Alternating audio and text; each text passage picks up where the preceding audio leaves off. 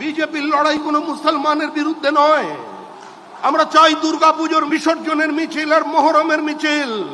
গুরুত্বপূর্ণ হয়ে গেছে বিষয়টি নিয়ে পুরুলিয়া জেলা যুব তৃণমূলের সহসভাপতি থেকে সাধারণ সম্পাদকরা কটাক্ষ করে বলছেন, রাজ্যের বিরোধী দলনেতা থেকে ছোট বড় বিজেপির সব নেতাই মুসলিমদের নিয়ে নানান রকম অপশব্দ ব্যবহার করে থাকেন।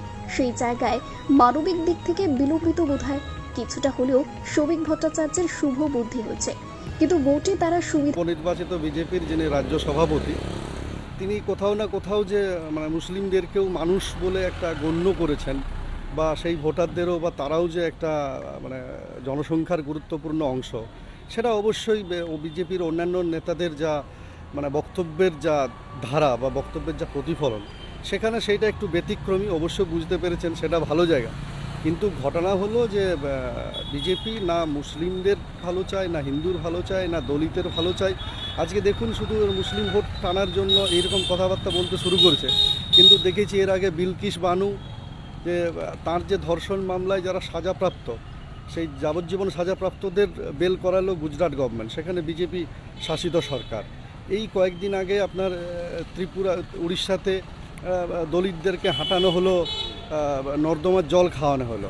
এই মধ্যপ্রদেশে বিজেপি শাসিত সরকারে যে হসপিটালে ঢুকে যে নার্সকে গলা কেটে খুন করা হলো, তিনি তো হিন্দু। অতএব তারা না হিন্দু, না মুসলিম, না দলিত, কারুরই ভালো চায় না। আর তাছাড়া এই ভোট টানার হিন্দু মুসলিমের জাতপাত দেখে অন্তত পশ্চিমবঙ্গের ভোটের রাজনীতি নির্ভর করে না।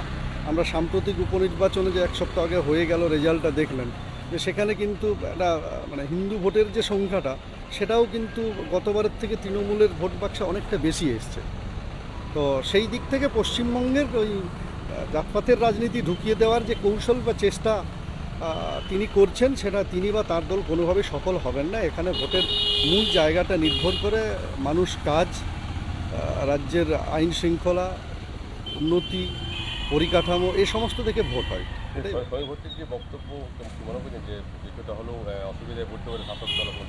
শাসক দল অসুবিধায় পড়বে না, তবে আমি ব্যক্তিগতভাবে ওনার এই চিন্তাধারাটা, যেখানে এরা দিনরাত মুসলিম শব্দটা ইউজ না করেও জেহাদি থেকে শুরু করে একটা নানা রকম অপশব্দ প্রয়োগ করে বিধানসভার বিরোধী দলনেতা থেকে শুরু করে ছোট বড় মাঝারি সমস্ত স্তরের নেতারা, তো সেক্ষেত্রে কোথাও না কোথাও উনি যে বলছেন, সেটা অন্তত মানবিক দৃষ্টিকোণ থেকে বা মানবিক হিসেবে সেটা এক প্রকার অন্তত বিলম্বিত বোধোদয়, যে কিছুটা হলেও তাদের শুভবুদ্ধি হয়েছে।